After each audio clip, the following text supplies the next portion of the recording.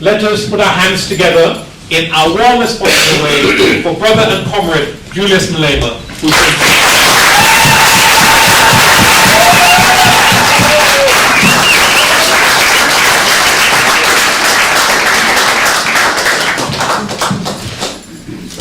Thank you very much. And let me thank everyone else who came to be with us here today. And also thank the leadership and the delegation of the economic freedom fighters. We came to London to speak to different people, the academics, the thinking tanks, the captains of the industry, to also introduce ourselves as a new party in South Africa. And the purpose of that trip was not going to be complete without speaking to you, our own brothers and sisters. Because we know that we are somehow affected by each other's difficulties.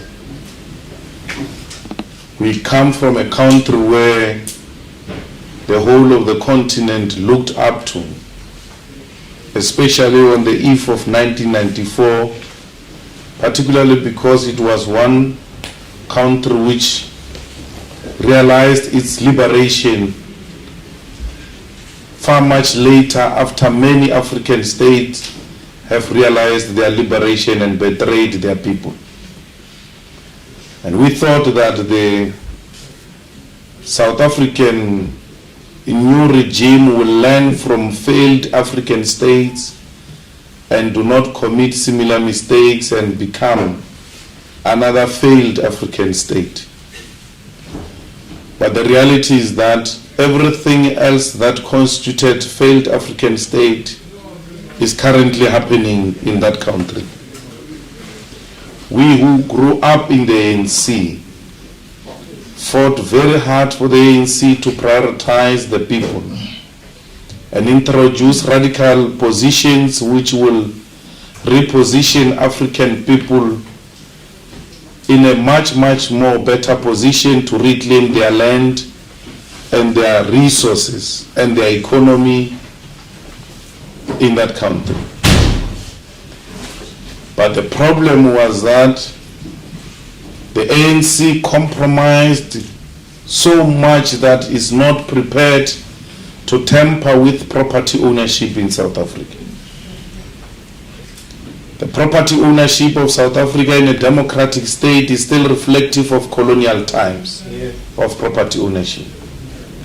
The economy of South Africa is still in the hands of the 10% of the population of South Africa. The 80% of the population share less than 10% of the economy of South Africa. There are two people in South Africa who are rich, richer than 26 million people.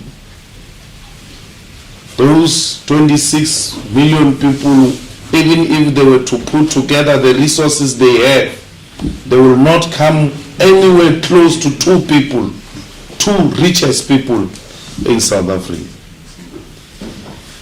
The rich have become more richer, the poor have become more poorer. The gap has widened, the inequality has increased, unemployment has increased, poverty has increased. Some of the black brothers are even saying it looks like it's worse than apartheid times. Worse than apartheid times because during apartheid you never expected anything better. So it pains you now when those who are perpetuating your pain happen to be black. And those black people are the ones who should be in the forefront of changing the living conditions of our people in South Africa. Our leaders have been co-opted by white capital The government of the day has adopted a policy that creates a black elite. And that black elite can only serve if it's prepared to protect the wealth of white minorities. White supremacy is still the order of the day, where the majority of South Africans and Africans in South Africa are so scared of white people.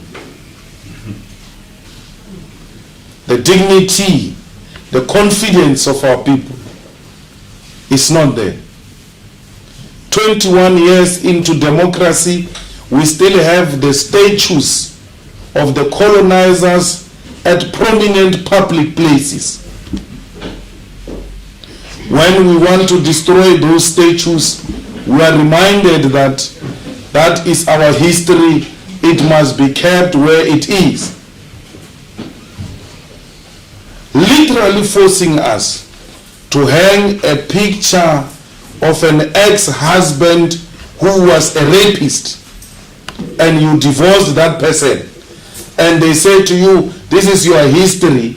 This person who once raped your child, the picture must keep on hanging there because that is your history. A shameful history, an insultive history, a history that perpetuates white supremacy, a history that perpetuates colonialism, must be kept at prominent places because young white people who grew up in a democratic South Africa must grow to know that whites are superior than black people.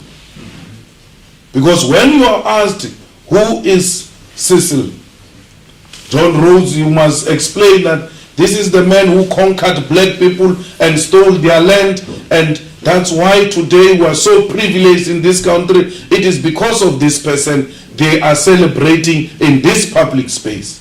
So if you want to be celebrated, that's what that statue says. You must continue with conquering of black people and staying on top, because that's where you belong as a white person. In Parliament of South Africa, you've got a statue of Louis Botha, prominent statue of Louis Botha at the entrance of Parliament.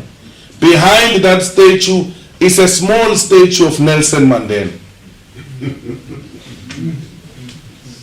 They put a statue of a murderer, a man who presided over the killing of black people. And then behind him, they put a statue, a small statue of a person they claim to be celebrating. The person they all love, a man of reconciliation. Why would you put a man of reconciliation, the statue of a man of reconciliation, behind a statue of a man who perpetuated hatred and killings of black people?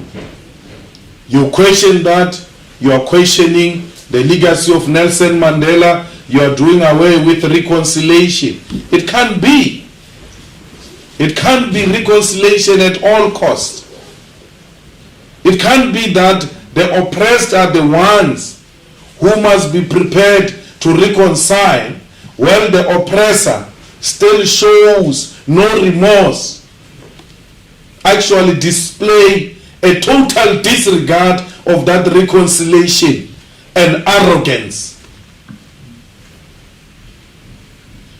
When you question that you are a problem, you must be isolated. Because those are the things we shouldn't hear. We inherited a colonial economy, left everything as it is. We said the free market capitalist will transform the economy voluntarily for us. Let's not tamper with it, they will do it for us.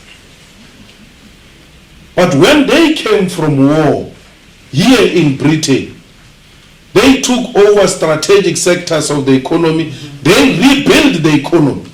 The state did not leave the economy in the hands of free market capitalists. We come from the same war. We were in war with apartheid regime.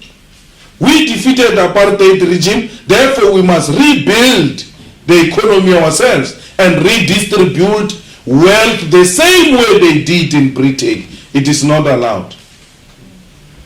Everywhere else you talk success, the state was involved. You talk in Japan, the state was involved. South Korea, the state was involved. Singapore, the state is involved. Including in America, the state is involved. The US military is one of the best owned state enterprises. Because everything else you are celebrating comes from that military. You talk internet, you talk GPS, you talk the technology we find today in the planes comes from that state-owned enterprise called US military. It's not a private institution. So if everything state-owned is disastrous, why is the military of US not a disaster? We are in an economy that is private-owned, yet we are swimming in a pool of a disaster. It's not owned by a state. South African economy is private-owned, yet it didn't produce any desired result. The African economy is private-owned. It's foreign-owned worse. They talk about foreign direct investment. Don't tamper with it because you'll make the investors run away from Africa. Yet they leave nothing there. Their economy here in London is a financed economy, is doing very well. It's not exploiting anyone here in Britain because they go and exploit outside. Say it loud. You see? So we cannot allow that. We have a responsibility to reposition Africa and make Africa enjoy the same status with America, with Europe, with all continents in the world, and not to be a subject of imperialist forces. It can be done. It is possible. It needs a united Africa. It needs us to liberate the oppressed mindset of African masses. Because the indoctrination of colonizers is too much. Some people believe good things happen because it's a miracle. We'll wait for a miracle to happen. Otherwise, there is no one who can change these conditions we find ourselves in. That's not true. You have to have an ambitious leadership. You have to have African leadership with ambition. You know, it's so painful that South Africa is called one of the big African economies, yet it doesn't produce anything. There's nothing we produce in South Africa. Not even a toothpick. We import toothpick. We import chicken. Everything. We can't produce food to feed ourselves. Yet we've got a fertile land. It's nothing we produce in that country. We are just consumers. We are just consumers because if you produce anything, you are going to insult the colonial masters and investors will withdraw. There are so many cars that are driven in South Africa and in Africa. None of those cars are produced by us. Today, everybody else has got a cell phone, including grannies, who are so illiterate, but yet they know how to answer and make a phone call, which tells you this is in demand. We can't produce it for ourselves. As if we don't have a market. There is a market. There is no problem with foreign direct investment. Let them bring it, but we must increase the tariffs You want to bring an iPhone, bring it. But it's going to be sold at 30,000 in South Africa. So that a produced cell phone in South Africa becomes cheaper and obvious choice for the people of South Africa. And once it becomes an obvious choice, it will have a demand. And that demand will lead to more production. You can't do more production without creating jobs. Production and doubling of production will lead to creation of jobs. You cannot create jobs for your own people because you are creating jobs for other countries. Germany is a beneficiary of jobs created by Africa. We all drive their cars. Our leaders is even worse. They like German cars. Those who produce those cars in Germany have got jobs. But where those cars are going to be driven, the people there do not have jobs. You cannot talk ownership of the economy when you are failing to do a simple thing called creation of jobs. It's very, very painful to be exploited through selling of your labor, selling of labor, exploitation is very painful. But it's twice painful not to be exploited under a capitalist economy. Because if you say you are not exploited, it means you are not working. You have no income, nothing. So you are still going to ask to be exploited before you can even become an owner. You have not mastered being exploited because there is no opportunity created for the exploitation of these people who many of them are even graduates. In South Africa, the kids are discouraged to go to school because graduates are loitering the streets of South Africa, and those who are working can't even afford to get a bond, and therefore they stay in the back rooms of their parents with honors and masters. So discouraged.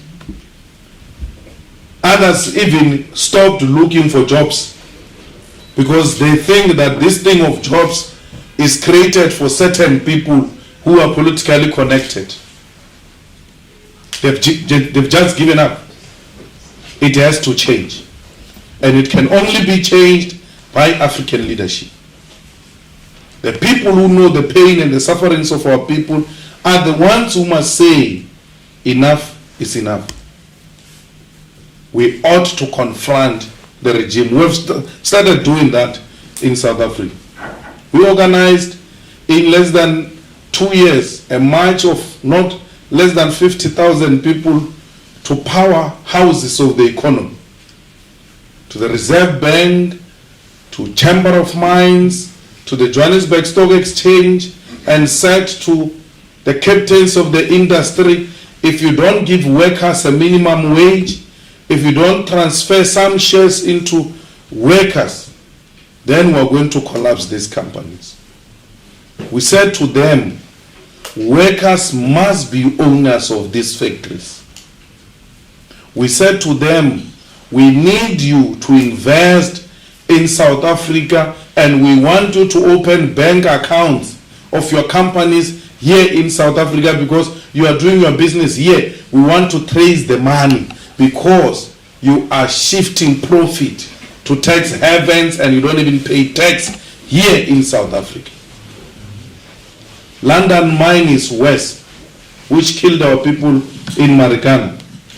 When a commission was conducted, it confirmed that London Mine could afford to build houses for those people, could afford to pay those people 12,500. But because it shifted money into tax havens, it claimed that it couldn't afford. But investigation proved that these people can afford. These people don't want you to have shares. They don't want to spend money in South Africa. They don't want to pay even tax in South Africa. They don't want to do anything. They just want to take unprocessed minerals, take them out of Africa and go and process them and create jobs in the developed countries.